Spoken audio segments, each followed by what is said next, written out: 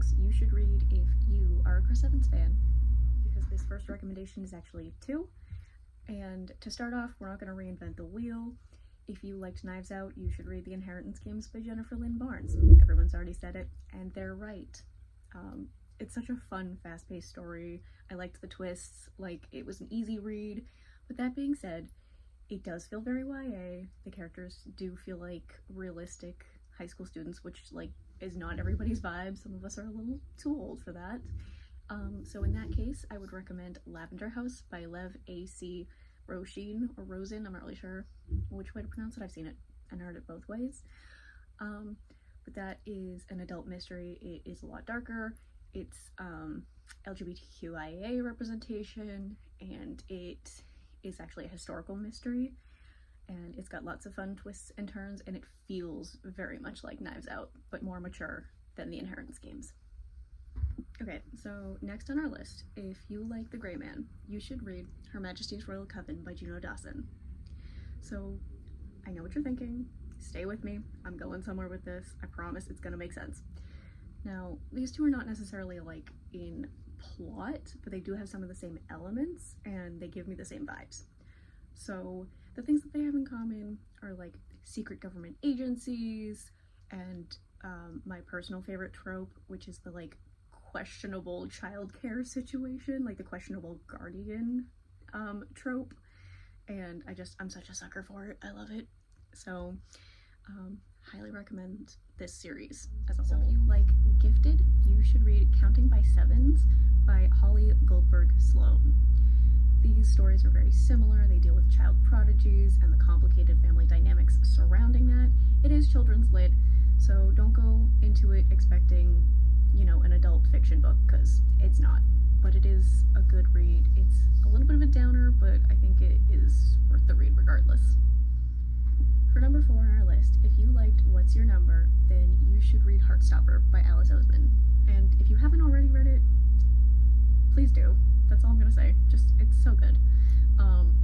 But these stories are very similar in that two of the main characters are musicians, and it's very much idiots to lovers vibes, and that's what I love about both of these things.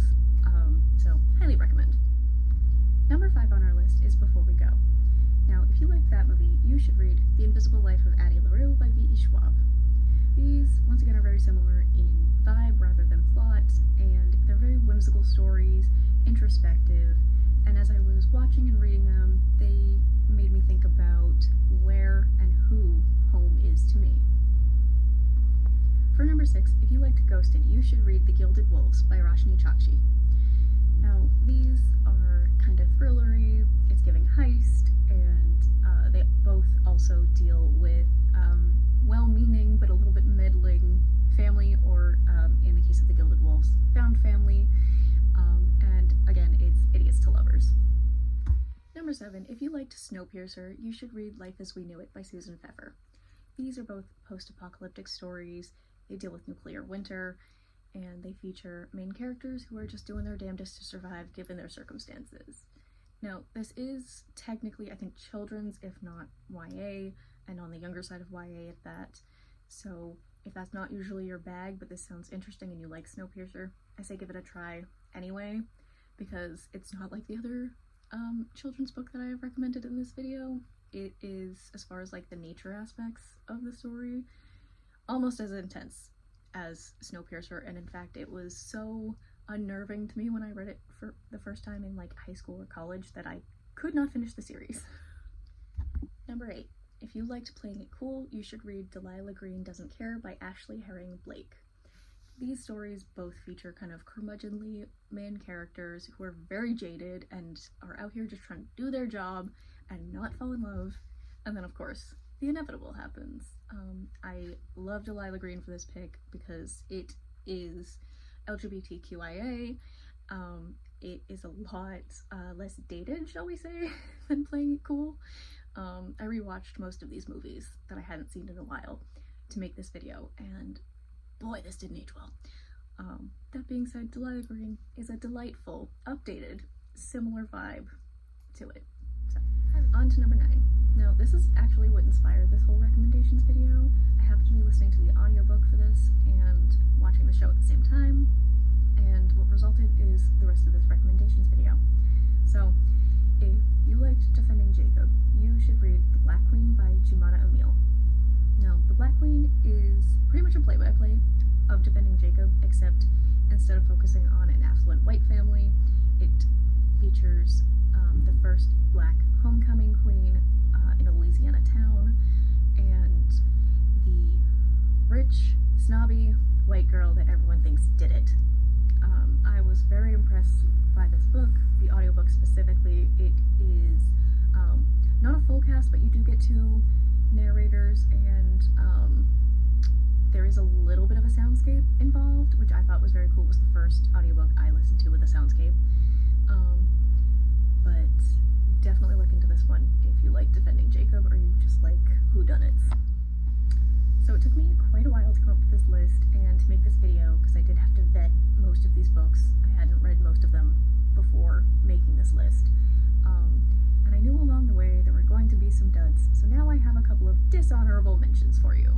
Because originally I'd planned to include The Nanny Diaries as part of this list, but the things that I was finding are outdated and I was not comfortable recommending them, and I'll get into that in a minute. And I could have just recommended the source material for both The Nanny Diaries and Snowpiercer, since The Nanny Diaries started as a book and Snowpiercer was inspired by a series of French graphic novels, but I wanted to be a little creative and find other things. And so my 2 dishonorable mentions for The Nanny Diaries are Momzillas by Jill Kargman and Taking Care of Terrific by Lois Lowry. Now, Momzilla's definitely has the vibe of the rich, snobby mothers who don't do a whole lot of the mothering themselves that we see in the Nanny Diaries movie. But there was just a lot of really dated language, and in both of these dishonorable mentions, some very outdated and uncomfortable opinions about certain groups of people that I was not comfortable recommending. The second book, Taking Care of Terrific by Lois Lowry, was something that my 3rd or 4th grade teacher read to us as a class.